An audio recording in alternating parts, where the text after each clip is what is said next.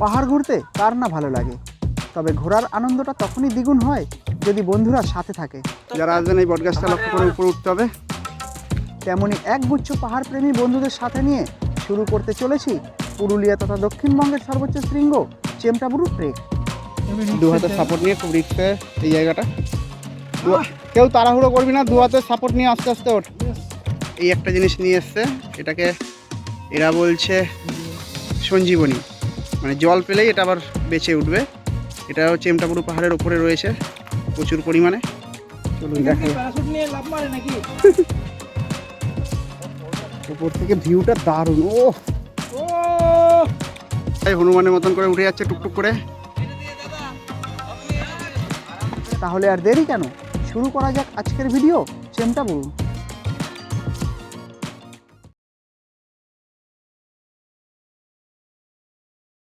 সুপ্রভাত বন্ধুরা, পুরুলিয়া থেকে আরও একটা নতুন ভিডিওতে সবাইকে স্বাগত। আমাদের আজকের সকালটা শুরু হলো খেজুরের রসের সাথে। শীতকালে পুরুলিয়া বেড়াতে এলে এটা হবে বাড়তি পাওনা। বাস বাস। আমি প্রথমে এক গ্লাস নিলাম, যে মনে করলাম ভালো লাগে আমি নেবো আবার, তো এই এক গ্লাস করে করে আমার এই 3 গ্লাস চলছে। পয়সা দে তাড়াতাড়ি। বেশ ভালোই লাগছে। অন্যদিকে চলছে খেজুর গুড় তৈরির প্রক্রিয়া। ইচ্ছে হলে খাঁটি গুড় কিনতেও পারেন। পরিকল্পনা অনুযায়ী আজ আমরা দক্ষিণবঙ্গের সর্বোচ্চ শৃঙ্গ চেমটাবুরু জয় করতে চলেছি। সেই সঙ্গে আরও কী কী স্পট দেখা যেতে পারে তাও থাকছে আমাদের এই ভিডিওতে। সকালবেলা এখনও কিছুটা হাতে সময় রয়েছে, তাই আমরা আশেপাশটা একটু ঘুরে দেখছি।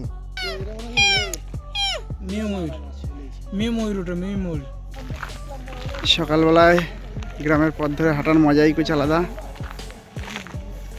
আর আশেপাশে যত এইসব গাছ দেখতে পাচ্ছেন সব পলাশ গাছ, টোটালটাই পলাশ গাছ। মার্চ এপ্রিল মাসে আসলে ভাবছিলাম কেমন থাকবে, পুরো লাল হয়ে থাকবে এই জায়গাগুলো। তারক ভাই যাচ্ছে পায়দাল, ময়ূর দেখে মন খুশি হয়ে গেছে। যাই হোক, আমরা ফ্রেশ হয়ে সকাল 10টা নাগাদ বেরিয়ে পড়লাম। চলেছি চেমটাবুরু পাহাড়ের উদ্দেশ্যে। বড় রাস্তা ছেড়ে গাড়ি চলেছে গ্রামের রাস্তা দিয়ে। দূরের পাহাড় জানান দিচ্ছে আমরা গন্তব্য থেকে আর বেশি দূরে নেই। এভাবেই চলতে চলতে সকাল 10:40 নাগাদ এসে পৌঁছালাম খয়রাবেড়া ড্যামের পাশে চেমটাবুরু পাহাড়ের পাদদেশে। এখানে থাকা স্থানীয় দোকানে দুপুরের খাবারের জন্য অর্ডার দিয়ে সকাল 11টা নাগাদ শুরু করলাম আমাদের আজকের ট্রেক চেমটাবুরু। আজকে আমরা শুরু করছি চেমটাবুরু ট্রেক। ওই পাহাড়ের পেছনে আরেকটা পাহাড় আছে, সেই টপে উঠবো আমরা। শুনেছি ট্রেক করতে গিয়ে অনেকেই ভুল পথে চলে যায়, তাই বলবো পথ চেনা না থাকলে স্থানীয় লোকাল গাইডকে সঙ্গে নিয়েই এই ট্রেক করুন। আমাদের সাথেও রয়েছে স্থানীয় 2 জন দাদা যারা গাইডের কাজও করে থাকেন। আপনারা ইচ্ছে হলে ওনাদের সাথেও এই ট্রেক করতে পারেন। আমি কন্ট্যাক্ট নম্বর এই ভিডিও ডেসক্রিপশন বক্সে দিয়ে রাখবো, সেখান থেকেও নিতে পারবেন।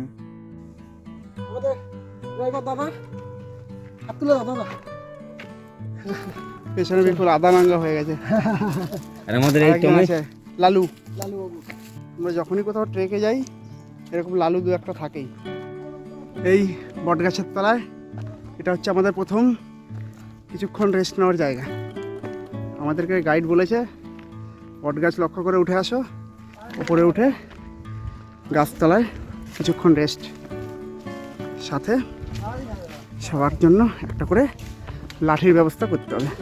এই বটতলায় সবাই রেস্ট নিচ্ছে। এখানে খানিকক্ষণ রেস্ট নেব, তারপর আবার উঠে আমাদের এখানে লালু বুলু কালু সবই আছে। গাইড কাকা আমাদের জন্য লাঠির ব্যবস্থা করে দিচ্ছে। সবাই একটা করে লাঠি নেব, তারপর এগোবো।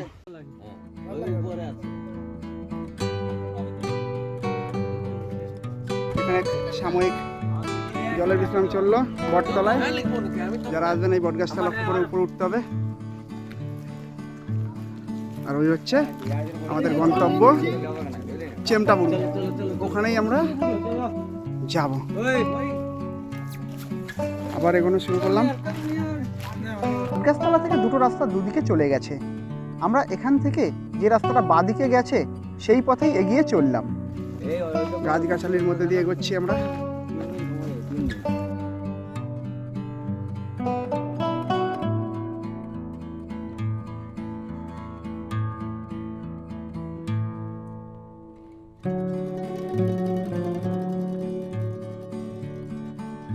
সবুজ বনভূমির মধ্যে দিয়েই রয়েছে আমাদের এই পাথুরে পথ। রাস্তা বলতে ওই কোনো রকমে রয়েছে, এখন তবুও কিছুটা আন্দাজ করে এগোনো যাচ্ছে।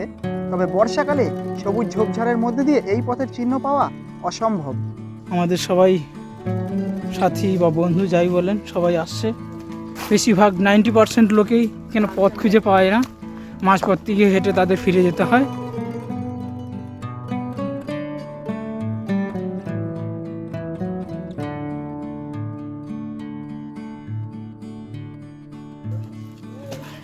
নাইনটি পার্সেন্ট পৌঁছে গেছি, আর একটুখানি। ওই যে টপ, এরা ছবি তুলছে। সুদীপ, বিক্রম ওখানে পোজ দিয়েছে। এদিকে বাকি রক্তিম ভাই সামনে, পেছনে বিপুল। গরম লেগে গেছে, খালি গায়ে হয়ে গেছে। এখানটা একটু সাবধানে হাঁটতে হবে।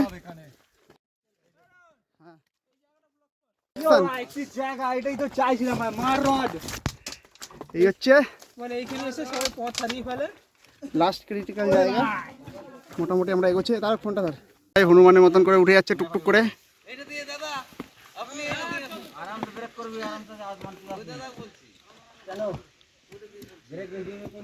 ওইদিকে তারক উঠছে ধীরে ধীরে। এই জায়গাটাই টাফ। এখান থেকে উপর থেকে ভিউটা দেখুন, জাস্ট অসাম। আমাদের বাকি মেম্বাররা ওখানে রয়েছে, আস্তে আস্তে আস্তে।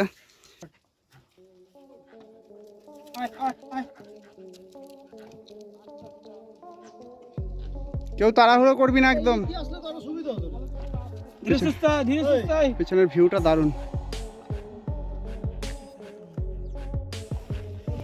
সুদীপ ভাই আর অমৃত উঠছে আস্তে আস্তে, দু হাতে সাপোর্ট নিয়ে। খুব রিস্কে এই জায়গাটা। কেউ তাড়াহুড়ো করবি না, দু হাতে সাপোর্ট নিয়ে আস্তে আস্তে ওঠ।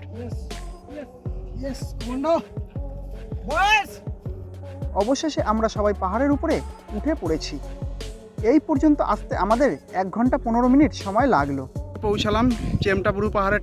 আর একটুখানি হালকা একটু বাকি আছে, এক্ষুনি যাব। তার আগে এখান থেকে ভিউটা একবার দেখাই, কি দারুণ লাগছে। সত্যি অসাধারণ লাগছে। এখানে অমৃত রয়েছে, সুদীপ আছে এদিকে, ওইদিকে রয়েছে বিক্রম, পেছনে বিপুল। আগে কিন্তু গর্গাবুরু পাহাড়কে বলা হতো দক্ষিণবঙ্গের সর্বোচ্চ শৃঙ্গ, কিন্তু এখন বলা হচ্ছে এই আমরা যে পাহাড়ে উঠেছি অর্থাৎ চেমটাবুরু, এটা হচ্ছে দক্ষিণবঙ্গের সর্বোচ্চ শৃঙ্গ। ওই হচ্ছে টপ, এটা ভারতের পতাকা উঠছে ওইখানে। বাকি সব মেম্বাররা রয়েছে চেমটাবুরুর টপ পয়েন্ট। পাহাড়ের উপরে বিভিন্ন দিকে বেশ কয়েকটা জাতীয় পতাকাও দেখতে পাচ্ছি। চেমটাবুরু পাহাড়ের ওপরটা অনেকটা এইরকম দেখুন। ওপরটা মোটামুটি একটু সমতল মতনই, খালি বড় বড় বোল্ডার রয়েছে। সব আছে সব। এইদিকে এরা একটুখানি বিশ্রাম নিচ্ছে গাছের তলায়। আমরা চেমটাবুরু পাহাড়ের উপরে বসে আছি, খানিক রেস্ট নিচ্ছি। এদিকে তারক ঠাকুর ঘুমিয়ে পড়েছিল একটুখানি পাহাড়ের উপরে, আমি রয়েছি। এদিকে বিপুল একটু শুয়ে শুয়ে রেস্ট নিচ্ছে পাহাড়ের উপরে। এদিকে বিক্রমবাবু দেখাচ্ছেন তার কেরামতি।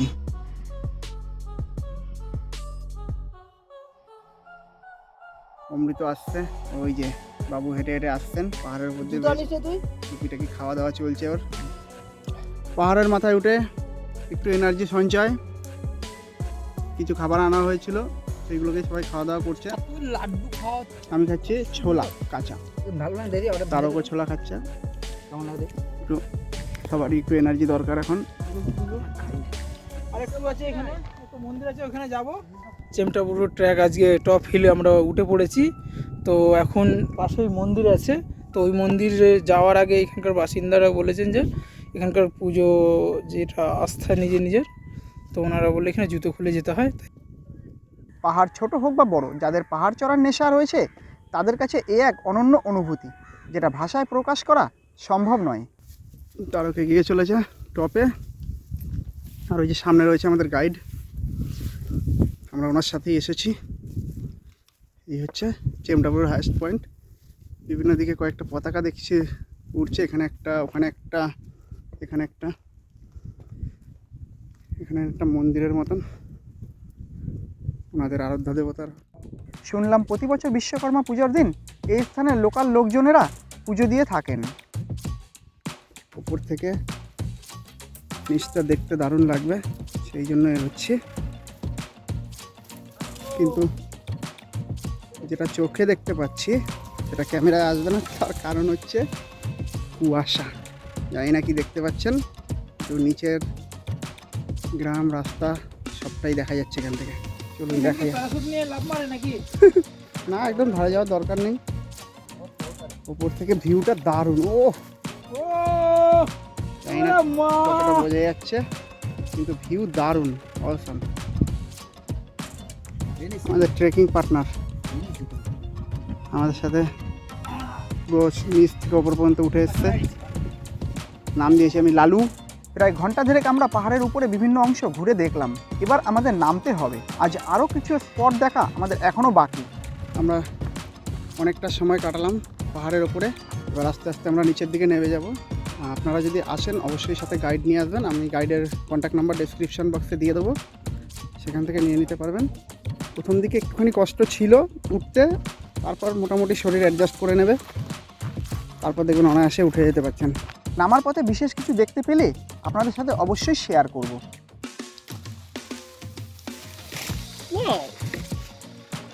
এই ফলগুলো কী ফল জানি না, মাঝে মাঝে বেশ কিছু জায়গায় দেখছিলাম বিক্রি করছিল ফলগুলোকে রাস্তার ধারে, কিন্তু কী ফল আমার জানা নেই।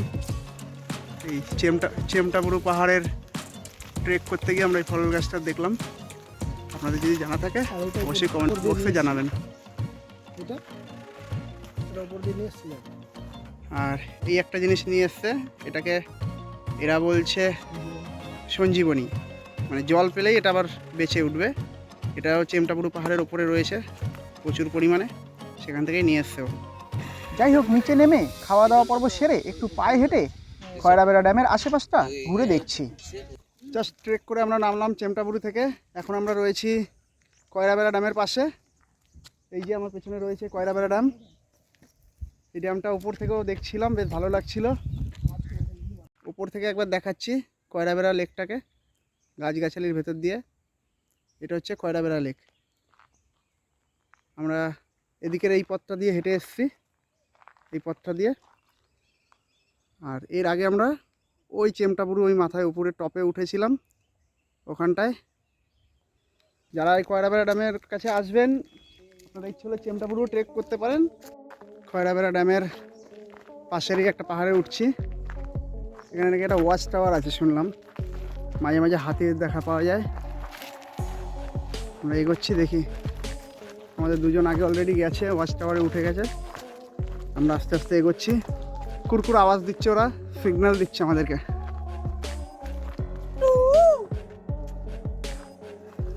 ওই যে ওয়াচ টাওয়ার, জঙ্গলের মধ্যে পাহাড়ের উপরে।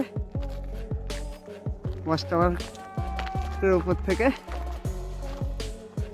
এই জঙ্গলটায় পাহাড়ে প্রায় হাতি দেখতে পাওয়া যায়। আমরা আসার সময় আমাদেরকে একজন তো বলছিল যে বেশি ভেতরে যাবে না, কারণ হাতি রয়েছে এই জঙ্গলে।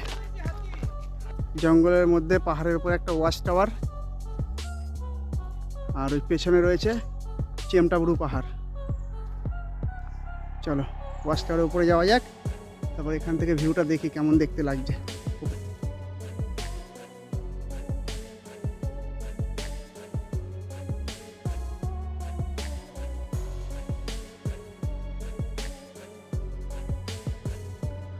এই যে একখান হাতি, আর এইদিকে একখান। চলো ওয়াচ টাওয়ারের উপর থেকে দেখি চারপাশটা।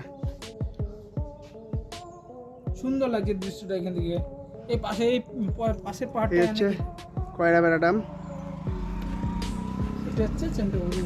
আমরা ওই ড্যামের পাশ দিয়ে হেঁটে হেঁটে এসেছি এখানে। আর এই দিকে হচ্ছে চেমটাপুরু পাহাড়। জুম কর না, ওইটা হচ্ছে চেমটাপুরুর টপ। পেছনের উপরটা। এবার আমরা এখান থেকে বেরিয়ে পড়বো হোটেলের দিকে। ভিডিওটা শেষ করার আগে অবশ্যই আপনাদের দেখাবো পুরুলিয়ার ঐতিহ্য মুখোশ গ্রাম বা চরিদা গ্রাম। এখানেই পুরুলিয়ার ছৌ নাচের মুখোশ সহ নানা রকম ঘর সাজানোর মুখোশ পাওয়া যায়। এই গ্রামের অধিকাংশ মানুষ এই মুখোশ তৈরির এবং বিক্রির কাজের সঙ্গে যুক্ত।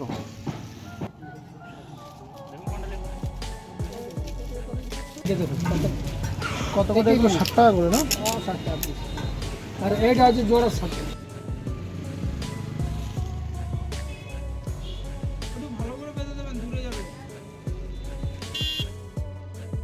বেশ কয়েকটা দোকান ঘুরে সবাই কিছু কেনাকাটা করলাম। আমি নিলাম কত্থকলি সাজের এই মূর্তিটা।